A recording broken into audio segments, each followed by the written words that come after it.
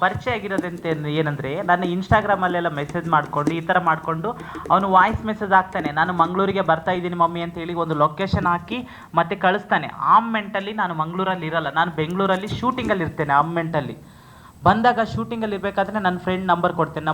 Friend ಕೊಟ್ಟಾಗ ಅವನು ಹೇಳ್ತಾನೆ, ಮಮ್ಮಿ ನಾನು ಮಂಗಳೂರಿಗೆ ಬರ್ತಾ ಇದ್ದೀನಿ ಅಂತೇಳಿ ವಾಯ್ಸ್ ಮೆಸೇಜ್ ಎಲ್ಲ ಕಳಿಸಿ ಮತ್ತು ನನ್ನ ಫ್ರೆಂಡು ಬಂದು ಕರ್ಕೊಂಡು ಇಲ್ಲಿಂದ ಬರ್ತಾನೆ. ಯಾಕಂದರೆ ಮಂಗಳೂರು ಒಂದು ಸೂಕ್ಷ್ಮ ಆಗಿರೋ ಪ್ರದೇಶದಿಂದ ಪ್ರತಿ ಪ್ಲೇಸಲ್ಲಿ ಕೂಡ CCTV ಅಳವಡಿಸಿರ್ತಾರೆ.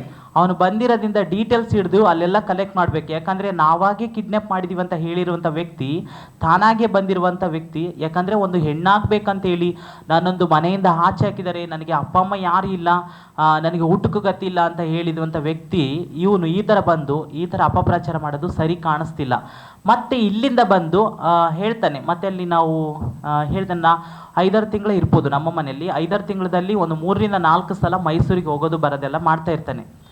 ಈಗ ಟ್ರಾನ್ಸ್ಜೆಂಡರ್ ಅಂತಂದಮೇಲೆ ಇವನು ಕಿಡ್ನ್ಯಾಪ್ ಮಾಡಿರುವಂಥ ವ್ಯಕ್ತಿ ಅಂತಂದು ಎಲ್ಲ ಕಡೆಯೊಂದು ಮೀಡಿಯಾದಲ್ಲಿ ಹೇಳುವಂಥ ವ್ಯಕ್ತಿ ಅದು ಯಾವ ಥರ ಕಿಡ್ನ್ಯಾಪ್ ಹೇಳಿ 3-4 ಸಲ ಮಂಗಳೂರಿಂದ ಮೈಸೂರಿಗೆ, ಮೈಸೂರಿಂದ ಮಂಗಳೂರಿಗೆ ಓಡಾಡಿರುವಂಥ ವ್ಯಕ್ತಿ ಇದು ಯಾವ ಥರ ಕಿಡ್ನ್ಯಾಪ್? ನನಗೆ ಇದು ಪ್ರಶ್ನೆ ಆಗಿ ಕಾಡ್ತಾ ಇದೆ.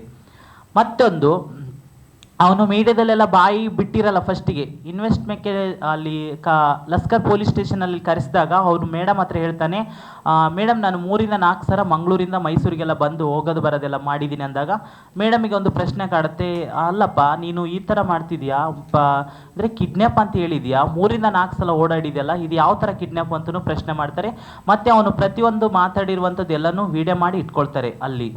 ಯಾಕಂದರೆ ಅವನ ಮೇಲೆ ತುಂಬ ಡೌಟ್ಸ್ ಎಲ್ಲ ಕಾಣಕ್ಕೆ ಸ್ಟಾರ್ಟ್ ಆಗುತ್ತೆ. ಈ ವ್ಯಕ್ತಿ ಬಂದು ನಮ್ಮನೇಲಿ ಉಣ್ಕೊಂಡು ತಿನ್ಕೊಂಡು ಇರುವಂಥ ವ್ಯಕ್ತಿ. ಯಾಕಂದರೆ ಒಂದು ನಮ್ಮ ಸಮುದಾಯದವ್ರು ಅಂತಂದಮೇಲೆ ನಮಗೊಂದು ಖುಷಿ ಇರುತ್ತೆ, ಏನೋ ಮನೆ ಬಿಟ್ಟು ಬಂದಿದ್ದಾನೆ, ಚೆನ್ನಾಗಿ ನೋಡ್ಕೋಬೇಕು, ಅಪ್ಪ ಅಮ್ಮ ಯಾರಿಲ್ಲ ಇವನಿಗೆ, ಊಟಕ್ಕೂ ಗತಿ ಇಲ್ಲ ಅಂತ ಹೇಳಿರುವಂಥ ವ್ಯಕ್ತಿಗೆ ಚೆನ್ನಾಗಿ ನೋಡ್ಕೋಬೇಕು ಅನ್ನೋದು ನಮ್ಮ ಮನಸ್ಥಿತಿ ಇರುತ್ತೆ. ಹೊರತಾಗಿ ಇವನನ್ನು ಹಾಳು ಮಾಡಬೇಕು ಅನ್ನೋ ಬುದ್ಧಿ ಮಾತ್ರ ನಮಗೆ ಇರಲ್ಲ. ಮತ್ತು ಇವನು ಏನು ಮಾಡ್ತಾನೆ ಅಂದರೆ, ನಾನು ಸೋಷಿಯಲ್ ಮೀಡಿಯಾದಲ್ಲಿ ತುಂಬ ಆ್ಯಕ್ಟಿವ್ ಇರೋದನ್ನು ಕೂಡ ಅವನು ಇನ್ಸ್ಟಾಗ್ರಾಮಲ್ಲೆಲ್ಲ ಮೆಸೇಜ್ ಆಗಿರುವಂಥದ್ದು ಪ್ರತಿಯೊಂದು ಮಾಡಿರುವಂಥದ್ದಾಗಿದ್ರು ನನಗೆ ಕಮೆಂಟ್ ಆಗಿರ್ಬೋದು, ಮತ್ತು ನನ್ನ ರೀಲ್ಸ್ ಎಲ್ಲ ಕಳಿಸುವಂಥದ್ದೆಲ್ಲ ಕಳಿಸಿದಾಗ ಅವನು ಇಲ್ಲಿ ಮಂಗಳೂರಿಗೆ ಬಂದಾಗ ಹೇಳ್ತಾನೆ, ಮಮ್ಮಿ ನಾನು ಕೂಡ ನಿಮ್ಮ ಜೊತೆ ರೀಲ್ಸ್ ಮಾಡಬೇಕು, ಮಮ್ಮಿ ನಾನು ಮಾಡ್ಬೇಕಂತಂದಾಗ ಸರಿ ಅಮ್ಮ ಓಕೆ ಅಂತಂದೆ. ನಾವು ರೀಲ್ಸ್ ಮಾಡಿರೋದು ಪಬ್ಲಿಕ್ ಪ್ಲೇಸ್ಗಳಲ್ಲೆಲ್ಲ ಮಾಡಿದ್ದೀವಿ. ಈ ವ್ಯಕ್ತಿ ಕಿಡ್ನ್ಯಾಪ್ ಮಾಡಿದ್ದೀವಿ ಅಂತ ಹೇಳಿರುವಂಥ ವ್ಯಕ್ತಿ ಈಗ ಪಬ್ಲಿಕ್ ಪ್ಲೇಸಲ್ಲೆಲ್ಲ ಕರ್ಕೊಂಡೋದಾಗ ಹೀಗೆ ಕಿರ್ಚ್ಬೋದಾಗಿತ್ತಲ್ಲ, ಇವ್ರು ನನ್ನ ಕಿಡ್ನ್ಯಾಪ್ ಮಾಡಿದ್ದಾರೆ ಅಂತೇಳಿ ಕಿರ್ಚ್ಬೋದಾಗಿತ್ತಲ್ಲ, ಯಾಕೆ ಕಿರ್ಚಲಿಲ್ಲ? ಮತ್ತು ನಾವು ಸ್ವಂತ ಮನೆಯಲ್ಲಿಲ್ಲ, ಬಾಡಿಗೆ ಮನೇಲಿದ್ದೀವಿ. ನಮ್ಮ ಓನರ್ ಮನೆಗೆ ಹೋಗೋದು ಬರೋದೆಲ್ಲ ಮಾಡ್ತಾ ಇರ್ತಾರೆ. ನಮ್ಮ ಓನರ್ ಹತ್ರ ಆದರೂ ಹೇಳ್ಬೋದಾಗಿತ್ತಲ್ಲ, ಇವನು ನಾವು ಕಿಡ್ನ್ಯಾಪ್ ಮಾಡಿದ್ದೀವಿ ಅಂತ ಹೇಳ್ಬೋದಾಗಿತ್ತಲ್ಲ, ಯಾಕೆ ಹೇಳಿಲ್ಲ? ಮತ್ತು ನಮ್ಮದೊಂದು ಅನಿ ಕೆಫೆ ಅಂತ ಇದೆಯಲ್ಲ, ಆ ಕೆಫೆಗೆ ಹೋಗೋದು ಬರೋದೆಲ್ಲ ಮಾಡ್ತಾ ಇರ್ತಾನೆ, ಗಾಡಿ ತಗೊಂಡೆಲ್ಲ ಓಡಾಡ್ತಾ ಇರ್ತಾನೆ. ಮತ್ತು ಎಲ್ಲನೂ CCTVಯಲ್ಲೆಲ್ಲ ಫುಟೇಜ್ ಎಲ್ಲ ಇದ್ದೇ ಇರುತ್ತೆ. ಆ ಫುಟೇಜ್ ಸಮೇತ ತೆಗೆದು ನನಗೆ ನ್ಯಾಯ ಕೊಡಿಸ್ಲೇಬೇಕು. ಮತ್ತು ಇನ್ನೊಂದು ಮತ್ತೆ ಹೇಳ್ತಾನೆ, ಇವನ್ನ ಲೈಂಗಿಕವಾಗಿ ಅಂತಂದರೆ ಇವನನ್ನು ದಂಧಕ್ಕೆ ನಿಂದಿರಿಸಿ ನಾವು ಹಣ ಮಾಡ್ಕೊಂಡಿದ್ದೀವಿ ಅಂತ ಹೇಳ್ತಾನೆ. ಓಕೆ, ಇದಕ್ಕೆ ವಿಚಾರಕ್ಕೆ ಬರೋಣಂತ. ಈ ವ್ಯಕ್ತಿನ ದಂಧಕ್ಕೆ ನಿಂದಿರಿಸೋದಕ್ಕೆ ಇವನಿಗೆ ಸರ್ಜರಿ ಆಗಿಲ್ಲ, ಏನಾಗಿಲ್ಲ. ಇವನಿಗೆ ಲಕ್ಷ ಕೊಟ್ಟು ಕಸ್ಟಮರ್ಗಳು ಬರ್ತಿದ್ದಾರಂತೆ. ಆ ವ್ಯಕ್ತಿ ಲಕ್ಷ ಕೊಟ್ಟಿರುವಂಥ ವ್ಯಕ್ತಿಗಳು ಯಾರಂತ ನಮಗೆ ಕನ್ಫರ್ಮ್ ಆಗಬೇಕು. ಇಂಥ ವ್ಯಕ್ತಿ ಇವನಿಗೆ ಸರ್ಜರಿ ಆಗಿಲ್ಲ, ಏನಾಗಿಲ್ಲ, ಇವನಿಗೆ ಲಕ್ಷ ಕೊಟ್ಟು ಬಂದು ಇವನ ಹತ್ರ ಮಲ್ಕೊಂಡು ಹೋಗಿರುವಂಥ ವ್ಯಕ್ತಿ ಯಾರಂತ ನಮಗೆ ಪ್ರೂಫ್ ಬೇಕು. ಮತ್ತು ಇನ್ನೊಂದು ಹೇಳ್ತಾನಂತಂದರೆ, ಬಾಂಬೆಗೆ ಹೋಗಿ ನಾವು ಲಿಂಗ ಪರಿವರ್ತನೆ ಮಾಡಿಸ್ತೀವಿ ಅಂತ ಹೇಳ್ತಾನೆ. ನಮ್ಮ ಸಮುದಾಯದಲ್ಲಿ ಅಷ್ಟು ಸುಲಭವಾಗಿ ಲಿಂಗ ಪರಿವರ್ತನೆ ಯಾರು ಮಾಡ್ಸೋಕ್ಕೆ ಸಾಧ್ಯನೇ ಇಲ್ಲ.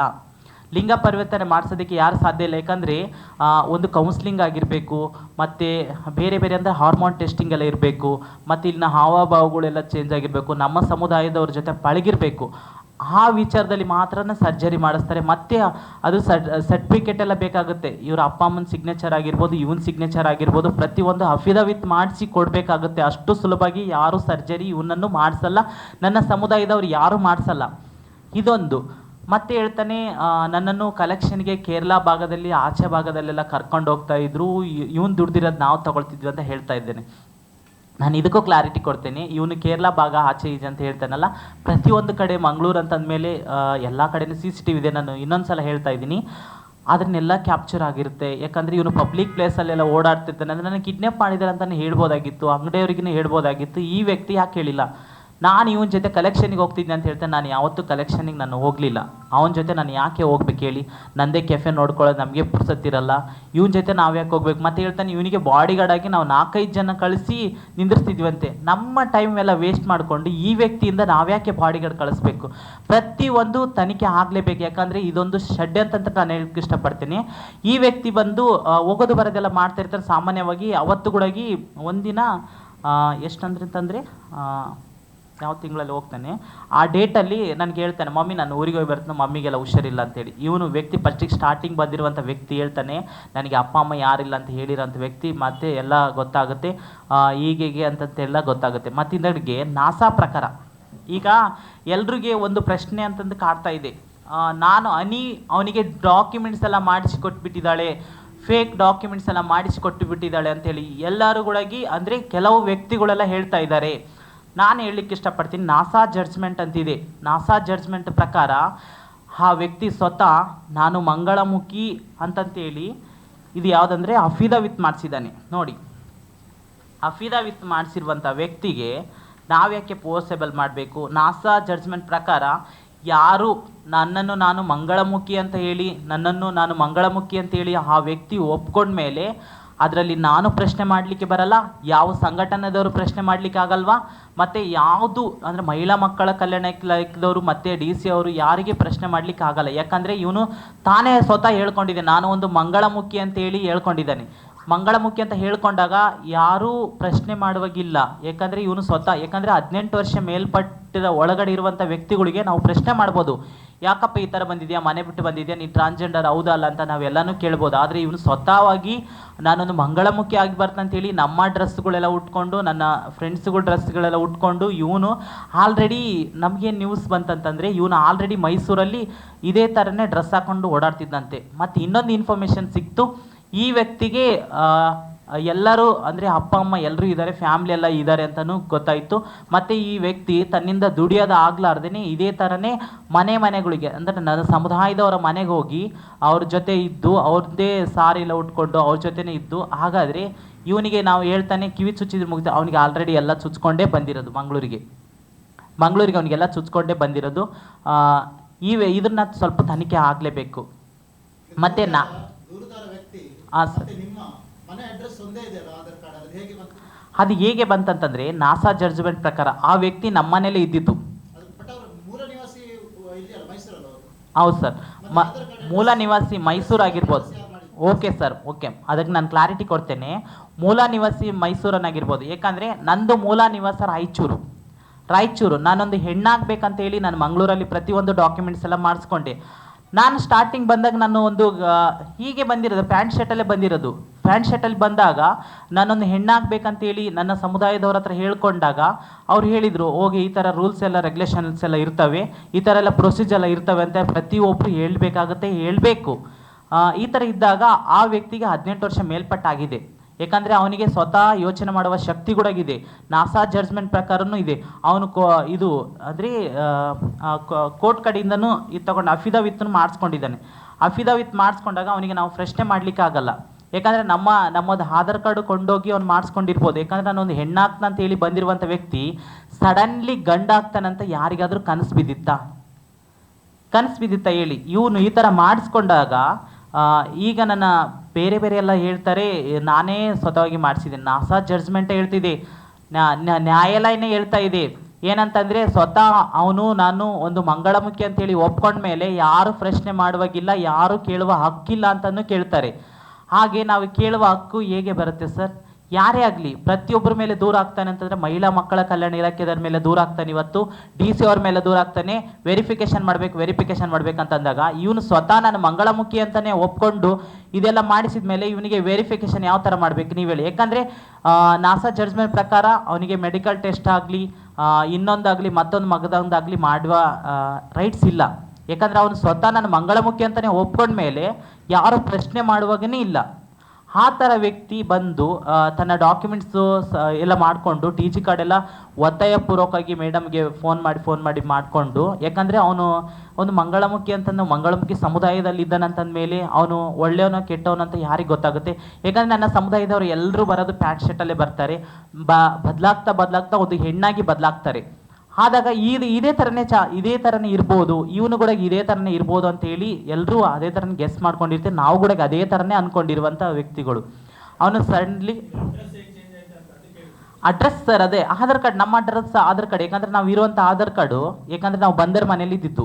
ಬಂದರ್ ಮನೇಲಿದ್ದಾಗ ಇವರೆಲ್ಲ ಹೇಳ್ತಾರೆ, ನೀನು ಅಡ್ರೆಸ್ಸಿಂದು ಇದು ಕೊಟ್ಟಿದ್ಯಾ ಅಂತೇಳಿ, ಕಾಫಿದ್ದು ಇದು ಕೊಟ್ಟಿದ್ಯಾ ಅಂದರೆ ಮನೆ ಅಗ್ರಿಮೆಂಟ್ ಕೊಟ್ಟಿದ್ಯಾ ಅಂತ ನನಗೆ ನಿನ್ನೆ ನಾನು ನ್ಯೂಸಲ್ಲಿ ಇದರಲ್ಲಿ ನೋಡ್ತಾ ಇದ್ದೆ. ಮನೆ ಅಗ್ರಿಮೆಂಟ್ ಹೇಗೆ ಕೊಡೋಕ್ಕಾಗುತ್ತೆ? ಮನೆ ಅಗ್ರಿಮೆಂಟು 1 ವರ್ಷದವರೆಗೆ ಮಾತ್ರ ಇರುತ್ತೆ, ಚಾಲ್ತಿಯಲ್ಲಿರುತ್ತೆ. ಚಾಲ್ತಿಯಲ್ಲಿ ಇರಬೇಕಾದ್ರೆ ನಾವು ಆ ಮನೆ ಬಿಟ್ಟು 3 ವರ್ಷ ಆಗಿ ನಾವು ಬೇರೆ ಬಾಡಿಗೆ ಮನೆಯಲ್ಲಿ ಇದ್ದಿದ್ದು. ಬೇರೆ ಬಾಡಿಗೆ ಮನೆಯಲ್ಲಿದ್ದಾಗ ಇದು 1 ವರ್ಷದವರೆಗೆ ಅಗ್ರಿಮೆಂಟ್ ಚಾಲ್ತಿಯಲ್ಲಿ ಇರುತ್ತೆ ಸರ್. ಅದು ಕ್ಯಾನ್ಸಲ್ ಆಗೇ ಇರುತ್ತೆ ತಾನೇ. ನಮ್ಮ ಆಧಾರ್ ಕಾರ್ಡ್ ಕೊಂಡೋಗಿ, ನಮ್ಮ ಆಧಾರ್ ಕಾರ್ಡ್ ತೊಗೊಂಡೋಗಿ ನನ್ನ ಸಮುದಾಯದವರು ಅಂತ ಹೇಳಿದ ಮೇಲೆ ಅಲ್ಲಿ ತೋರಿಸಿದ ಮೇಲೆ ಮಾಡಿ ಕೊಡ್ತಾರೆ. ಯಾಕಂದರೆ ಇವನು ಹೇಳಿದ್ದೇನೆಂದರೆ ನಾಸಾ ಜಡ್ಜ್ಮೆಂಟ್ ಪ್ರಕಾರ ಇಲ್ಲ ಸರ್, ಅದು ಆಗುತ್ತೆ. ಒಂದು ನಿಮಿಷ ಸರ್, ನಾನು ಅಗ್ರಿಮೆಂಟ್ ಕಾಪಿ ಕೊಟ್ಟಿಲ್ಲ. ಬೇಕಾದರೆ ನಾನು ಆಧಾರ್ ಕಾರ್ಡ್ ತೊಗೊಂಡು ಹೋಗಿರುವಂಥ ವ್ಯಕ್ತಿ ಅವನು. ನಾನು ಆ ಥರ ಕೊಡಲಿಕ್ಕೆ, ನಾನು ಅಗ್ರಿಮೆಂಟ್ ಕೊಡಲಿಕ್ಕೆ ಆ ಚಾನ್ಸೇ ಇಲ್ಲ. ಯಾಕಂದರೆ ನನ್ನ ಹತ್ರ ಅಗ್ರಿಮೆಂಟ್ ಅದು ಆ ಓಲ್ಡ್ ಮನೆದು ಯಾಕೆ ಇಟ್ಕೋಬೇಕು ಸರ್? ನಾವು ಮನೆಗೆ ಈ ಮನೆಗೆ ಬಂತು. ಏನು ಸರ್? ID ಮಾಡಿಕೊಟ್ಟು ಆಧಾರ್ ಕಾರ್ಡ್ ಸೆಂಟ್ರಲ್ಲಿ ಹೋಗಿರೋದು ಅವನು.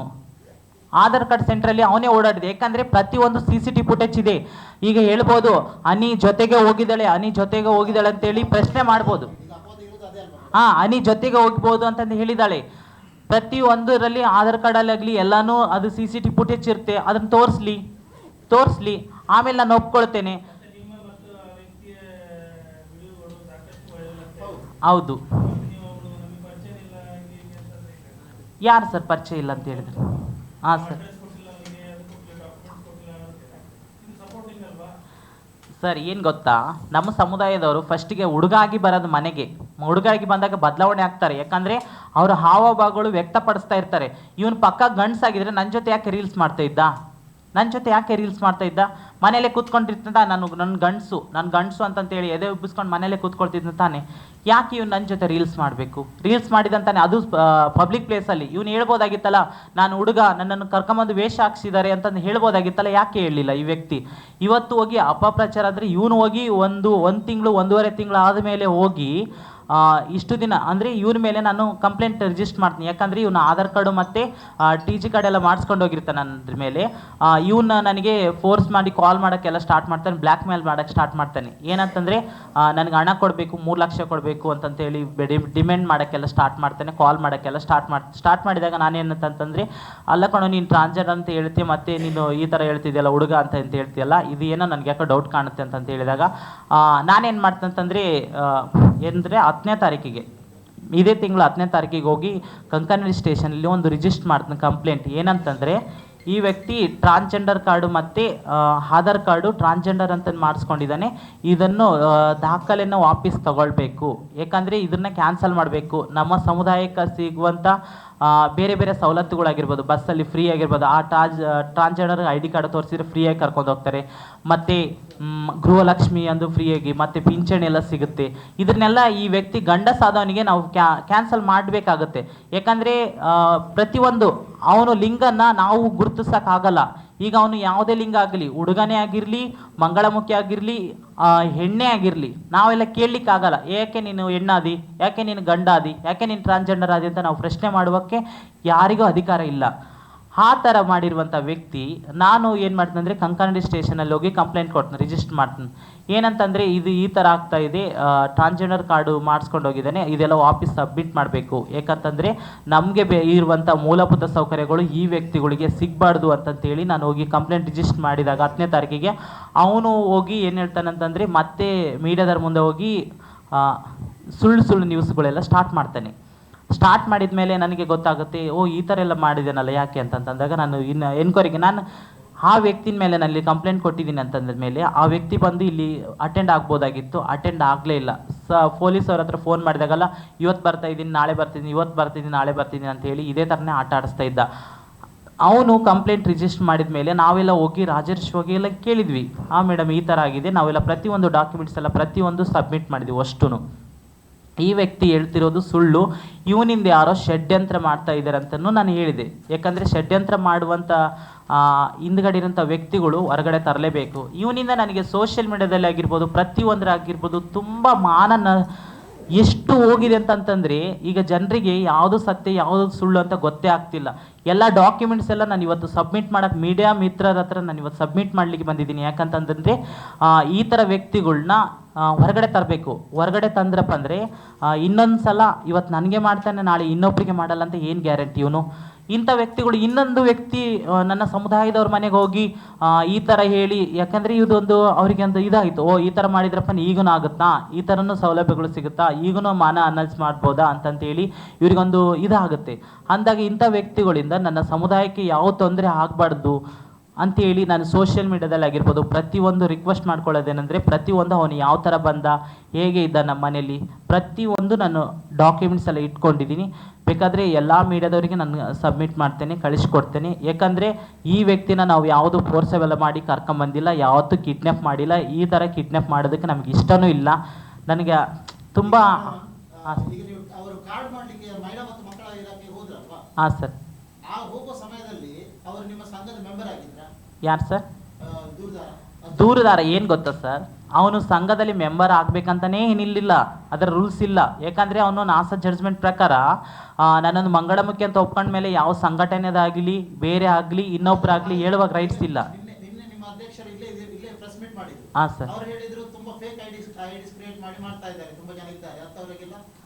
ಹೌದು ಸರ್, ಅಂಥವ್ರನ್ನೆಲ್ಲ ಹೋರಾಟ ತರಬೇಕು. ನಾವು ಕೂಡ ಅದ್ರ ಸರಾಗಿ ಹೋರಾಟ ಮಾಡ್ತಿದ್ವಿ. ಈಗ ಸದ್ಯ ಅಂಥವನಿಗೆ ಅವನಿಗೆ ಕ್ಯಾನ್ಸಲ್ ಮಾಡೋದಕ್ಕೋಸ್ಕರ ತಾನೇ ನಾನು ಕಂಪ್ಲೇಂಟ್ ಕೊಟ್ಟಿರೋದು. ಕಂಪ್ಲೇಂಟ್ ಕೊಟ್ಟರೆ ಇವನಿಗೆ ಸಪೋರ್ಟ್ ಮಾಡಂಗಿದ್ರೆ ನಾನು ಯಾಕೆ ಕಂಪ್ಲೇಂಟ್ ಕೊಡ್ತಿದ್ದೆ ಹೋಗಿ ಇವನ ಮೇಲೆ?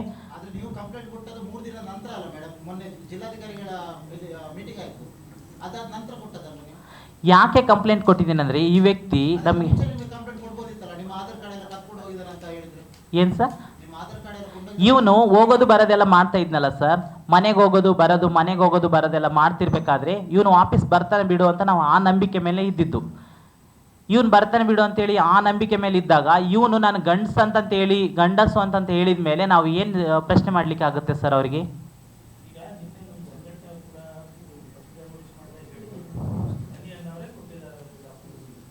ಸರ್, ಇದು ಅನಿ ಅವರು ಕೊಡೋಕ್ಕೆ ಏನಂತಂತಂದರೆ ನಾಸಾ ಜಡ್ಜ್ಮೆಂಟ್ ಹೇಳ್ತಿದೆ ಪ್ರತಿಯೊಂದು ಹಾಂ ಸರ್. ಯಾಕಂದರೆ ಅದು ಬೇಕಂದರೆ ಅವನದು ಇಲ್ಲಿ ನೋಡಿ.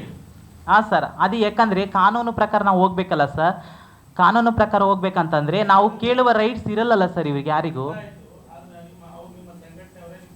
ಓಕೆ ಸರ್, ನಾನೇ ಇದು ಡಾಕ್ಯುಮೆಂಟ್ಸ್ ಕೊಟ್ಟಿದ್ದೀನಿ ಅಂತ ಹೇಳ್ತಾರಲ್ಲ ಸರ್, ನಾನೇ ಹೋಗಿ ಇವನನ್ನು ಹೋಗಿ ಕೂಡಿಸಿ ಮಾಡಿಸಿದ್ದೀನಿ ಅಂತ ಅಂದಮೇಲೆ ಆಧಾರ್ ಕಾರ್ಡಲ್ಲಿ ನನ್ನದೇ ನಂಬರ್ ಇರಬೇಕಾಗಿತ್ತು, ನನ್ನದೇ ಫೋಟೋ ಆಗಿರಬೇಕಾಗಿತ್ತು, ನನ್ನದೇ ಇರಬೇಕಾಗಿತ್ತು. ಇವಂದು ಯಾಕೆ ಅವನದೇ ಫೋಟೋ ಇದೆ, ಅವನದೇ ಹೆಸರಿದೆ, ಯಾಕೆ ಇದೆ? ನನ್ನದೇ ಇರಬೇಕಾಗಿತ್ತಲ್ಲ ಸರ್, ಯಾಕಿಲ್ಲ? ಹಾಂ ಸರ್, ಆಧಾರ್ ಅಡ್ರೆಸ್ ಅಂತಂದರೆ ಆ ವ್ಯಕ್ತಿ ನಾನು ಟ್ರಾನ್ಸ್ಜೆಂಡರ್ ಅಂತ ಒಪ್ಕೊಂಡ್ಮೇಲೆ ಇದನ್ನು ಸರ್ಟಿಫಿಕೇಟೇ ತೊಗೊಂಡಿದ್ದೇನಲ್ಲ ಸರ್. ಸರ್ಟಿಫಿಕೇಟ್ ತಗೊಂಡ್ಮೇಲೆ ನಾವು ಏನು ಪ್ರಶ್ನೆ ಮಾಡಲಿಕ್ಕೆ ಆಗುತ್ತೆ ಹೇಳಿ? ಅವರಿಗೆ ಪ್ರಶ್ನೆ ಮಾಡಲಿಕ್ಕೆ ಯಾರಿಗೂ ಆಗಲ್ಲ. ಯಾಕಂದರೆ ಅವನಿಗೆ 18 ವರ್ಷ ಒಳಪಟ್ಟಿದ್ದಿದ್ರೆ ನಾವು ಪ್ರಶ್ನೆ ಮಾಡ್ಬೋದಾಗಿತ್ತು. ನೀನು ಯಾಕಪ್ಪ ಈ ಥರ ಮಾಡ್ತಿದ್ಯಾ, ನೀನು ಯಾಕೆ ಈ ಥರ ಹೇಳ್ತೀಯ ಅಂತ ನಾನು ಪ್ರಶ್ನೆ ಮಾಡ್ಬೋದಾಗಿತ್ತು. ಅವನು ಈ ಥರ ಮಾಡಿದಾಗ ನಾನು ಹೇಗೆ ಪ್ರಶ್ನೆ ಮಾಡಲಿಕ್ಕೆ ಆಗುತ್ತೆ?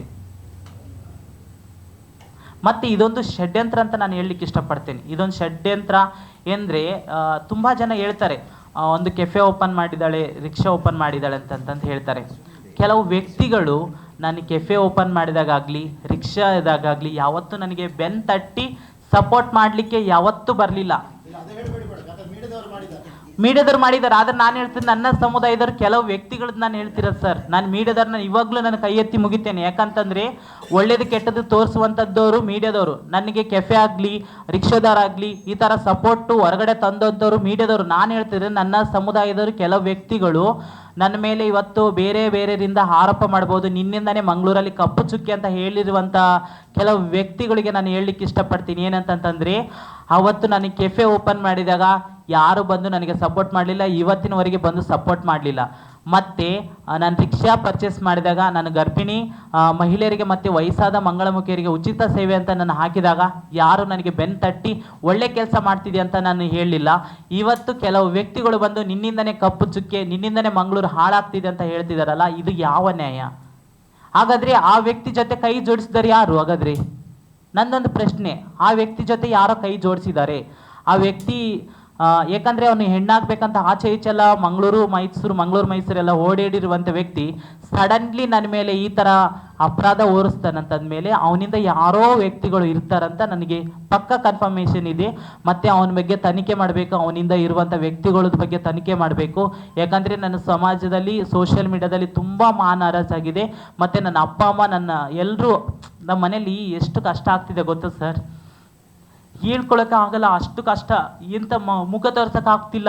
ಏನು ಅನಿದು ಈ ಥರ ನ್ಯೂಸ್, ಏನು ಅನಿ ಈ ಥರ ನ್ಯೂಸು, ಅನಿ ಏನು ಈ ಥರ ನ್ಯೂಸ್ ಅಂತಂತ ಹೇಳ್ತಾರೆ. ಅದಕ್ಕೆ ನಾನು ಇವತ್ತು ಕ್ಲಾರಿಟಿ ಕೊಡೋಕ್ಕೋಸ್ಕರನೇ ನಾನು ಪ್ರತಿಯೊಂದು ಡಾಕ್ಯುಮೆಂಟ್ಸ್ ಇಟ್ಕೊಂಬಂದೆ. ಯಾಕಂದರೆ ಸಮಾಜದಲ್ಲಿ ನಾವು ಒಂಥರ ಏನೋ ಒಂದು ಸಾಧನೆ ಮಾಡಿ ಏನೋ ಒಂದು ಲೈಫಲ್ಲಿ ಸಮಾಜಕ್ಕೆ ಒಂದು ಒಳ್ಳೆ ಕೆಲಸ ಮಾಡಿ ಒಳ್ಳೆ ರೀತಿಯಿಂದ ಬದುಕಬೇಕಂತಂತೇಳಿ ಮುಂದೆ ಇದ್ದುವಂಥ ವ್ಯಕ್ತಿಗಳಿಗೆ ಯಾವಾಗಲೂ ಹಿಂದೆ ಕಾಲು ಜಗ್ಗಕ್ಕೆ ಇರ್ತಾರಂತ ಹೇಳಿ ಸಾಕ್ಷಿ ಸಮೇತ ಅದು ನಮಗೆ ಪ್ರೂವ್ ಆಗಬೇಕು. ಆ ವ್ಯಕ್ತಿಯಿಂದ ಯಾರು ಇದ್ದಾರೆ ಅಂತೇಳಿ ಗೊತ್ತಾಗಬೇಕು. ಇದೊಂದು ಷಡ್ಯಂತ್ರ ನಡೀತಾ ಇದೆ ಅಂತೇಳಿ ಪಕ್ಕ ಅನುಮಾನ ಬರುತ್ತೆ ಸರ್.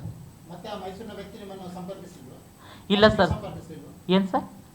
ನಾವು ಸಂಪರ್ಕಿಸಿಲ್ಲ. ಮೊನ್ನೆ ಕಂಪ್ಲೇಂಟ್ ಕೊಟ್ಟ ಮೇಲೆ ಸರ್ ಎಲ್ಲ ಪೊಲೀಸವರೆಲ್ಲ ಸಂಪರ್ಕ ಮಾಡೋಕ್ಕೆ ಸ್ಟಾರ್ಟ್ ಮಾಡಿದರು, ಕಾಲ್ ಮಾಡೋಕ್ಕೆ ಸ್ಟಾರ್ಟ್ ಮಾಡಿದರು. ಏನಂತಂತಂದರೆ, ನೋಡಪ್ಪ ಈ ಥರ ಆಗಿದೆ, ಅವರು ಡಾಕ್ಯುಮೆಂಟ್ಸ್ ಎಲ್ಲ ಸಬ್ಮಿಟ್ ಮಾಡಬೇಕು. ಯಾಕಂದರೆ ನಾವು ನಕಲಿ ಮಂಗಳಮುಖಿಯರಿಗೆ ನಾವು ಯಾವತ್ತೂ ಸಪೋರ್ಟ್ ಮಾಡಲ್ಲ. ಯಾಕಂದರೆ ಈ ವ್ಯಕ್ತಿ ನಾನು ಮಂಗಳಮುಖಿ ಆಗ್ತಾ ಬಂದು ಈಗ ಸಡನ್ಲಿ ಗಂಡ್ಸು ಆಗ್ತಂತ ಬಂದು ಅವನ ದೇಹದಲ್ಲಿ ನಾನು ಏನಾದರೂ ಗೊತ್ತಾಗಕ್ಕೆ ಸಾಧ್ಯನಾ? ಅವನು ಇವತ್ತು ಇದೇ ಥರನೇ ಮಾಡ್ತಾನಂತೇಳಿ ನನಗೇನಾದರೂ ಕನ್ಫರ್ಮೇಷನ್ ಆಗುತ್ತಾ ಸರ್ ಹೇಳಿ? ಆ ವ್ಯಕ್ತಿ ಸಡನ್ಲಿ ಚೇಂಜ್ ಆಗಿ ಈ ಥರ ಮಾಡಿದಾಗ, ಈ ಥರ ಕಂಪ್ಲೇಂಟ್ಸ್ ಎಲ್ಲ ರೇಸ್ ಮಾಡಿದಾಗ ನಾವು ಕೊಡಬೇಕಾಗುತ್ತೆ. ಯಾಕಂದರೆ ಇದೊಂದು ಸುಳ್ಳು ಕೇಸು, ಇವನಿಂದ ಯಾರೋ ಷಡ್ಯಂತ್ರದಿಂದ ಮಾಡಿಸ್ತಾ ಇದ್ದಾರೆ ಅಂತೇಳಿ ನಾನು ಪ್ರತಿಯೊಂದು ಪ್ರೂಫ್ ಸಮೇತ ತಂದು ಇಡಬೇಕಾಗುತ್ತೆ ಸರ್ ಮೀಡಿಯಾ ವರ್ಗದವರಿಗೆ. ಹಾಂ ಸರ್, ನಿಲ್ಲುತ್ತೆ ಸರ್. ಅಂದರೆ ಕೆಲವು ವ್ಯಕ್ತಿಗಳು ನಿಲ್ಲಲ್ಲ ಸರ್. ನಾನು ಇವಾಗ ಹೇಳ್ತೀನಿ, ಕೆಲವು ವ್ಯಕ್ತಿಗಳು ನಿಲ್ಲಲ್ಲ. ಹಾಂ ಸರ್, ನಿಲ್ತಾರೆ ಸರ್. ನಾನು ಕೂಡ ಅದ್ರ ಮೆಂಬರ್ ಸರ್, ನಾನು ಮೆಂಬರ್. ಇರ್ತಾರೆ ಸರ್, ಇರ್ತಾರಂದ ನಂಬಿಕೆ ಇದೆ. ಆದರೆ ಪ್ರೂವ್ ಈಗ ಸದ್ಯ ಒಂದು ವ್ಯಕ್ತಿನ ಕಪ್ಪು ಚುಕ್ಕಿ ಅಂತ ಹೇಳ್ತಾರಲ್ಲ ಸರ್, ಕಪ್ಪು ಚುಕ್ಕಿ ಅಂತ ಹೇಳಿದ ಮೇಲೆ ಈಗ ಒಂದು ತನಿಖೆ ಆಗ್ತಾ ಇದೆ. ನಾನು ಒಂದು ಎವಿಡೆನ್ಸ್ ಎಲ್ಲ ಕೊಟ್ಟಿದ್ದೀನಿ, ಅವನನ್ನು ತನಿಖೆ ಆಗ್ತಾಯಿದೆ. ಇದು ಸತ್ಯ ಯಾವುದು ಸುಳ್ಳು ಯಾವುದು ಅಂತ ಗೊತ್ತಾಗ್ಲಾರ್ದೆ ಹೇಳಲಾರ್ದೆ ನನ್ನನ್ನು ಮಂಗಳೂರಿನ ಕಪ್ಪು ಚುಕ್ಕಿ ಅಂತ ಹೇಳ್ತಾರಲ್ಲ ಸರ್, ಇದು ಯಾವ ನ್ಯಾಯ ಹೇಳಿ ಸರ್? ಇದು ತಪ್ಪಲ್ಲ ಸರ್. ಇದು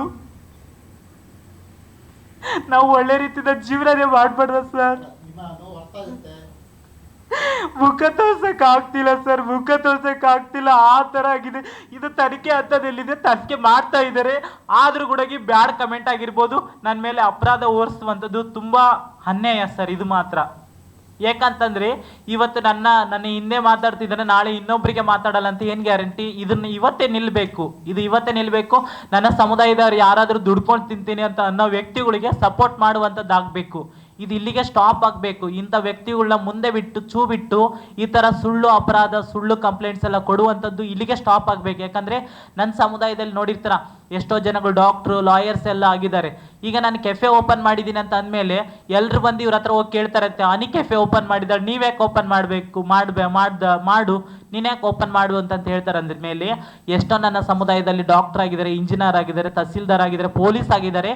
ಅವ್ರು ಎಲ್ಲರೂ ನನ್ನ ಹತ್ರ ಬಂದು ಜನಗಳೆಲ್ಲ ಕೇಳ್ತಾರೆ, ನೀನು ಕೂಡ ಪೊಲೀಸ್ ಆಗ್ಬೋದಲ್ಲ, ನೀನು ಡಾಕ್ಟರ್ ಆಗ್ಬೋದಲ್ಲ? ಸಡನ್ಲಿ ಆಗಕ್ಕಾಗುತ್ತೆ ಸರ್? ಸಡನ್ಲಿ ಆಗಕ್ಕಾಗುತ್ತೆ? ಹಂತವಾಗಿ ಆಗ್ಬೋದು. ಹಂತವಾಗಿ ನಾವು ಅದಕ್ಕೆ ಎಜುಕೇಷನ್ ತಕ್ಕಂಗೆ ಎಜುಕೇಷನ್ ಮಾಡಿರಬೇಕು, ಅದಕ್ಕೆ ತಕ್ಕಂಗೆ ನಾಲೆಜ್ ಬೆಳೆಸ್ಕೊಂಡಿರ್ಬೇಕು, ಅದಕ್ಕೆ ತಕ್ಕಂಗೆ ಸ್ಕಿಲ್ ಇರಬೇಕು.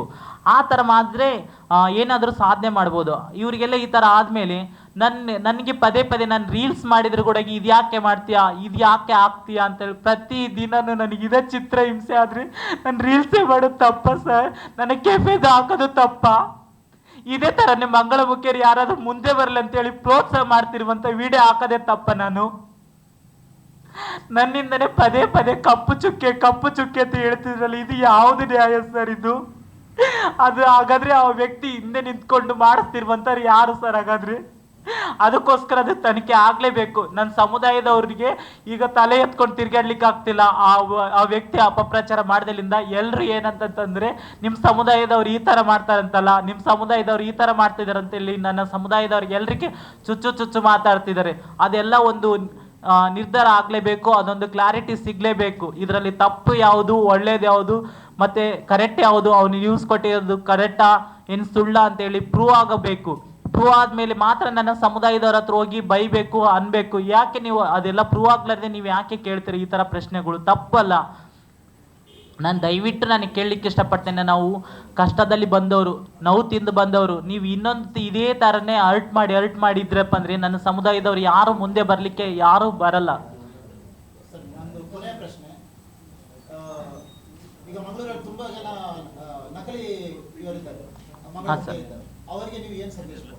ನಾನು ಸಂದೇಶ ಕೇಳಲಿಕ್ಕೆ ಇಷ್ಟಪಡೋದು ಏನಪ್ಪ ಅಂತಂತಂದರೆ, ಈ ನಕಲಿ ಮಂಗಳಮುಖಿಯರಿಂದ ಒಳ್ಳೆ ಮಂಗಳಮುಖಿಯರಿಗೂ ಕೆಟ್ಟ ಹೆಸರು ಬರೋಕ್ಕೆ ಸ್ಟಾರ್ಟ್ ಆಗಿದೆ.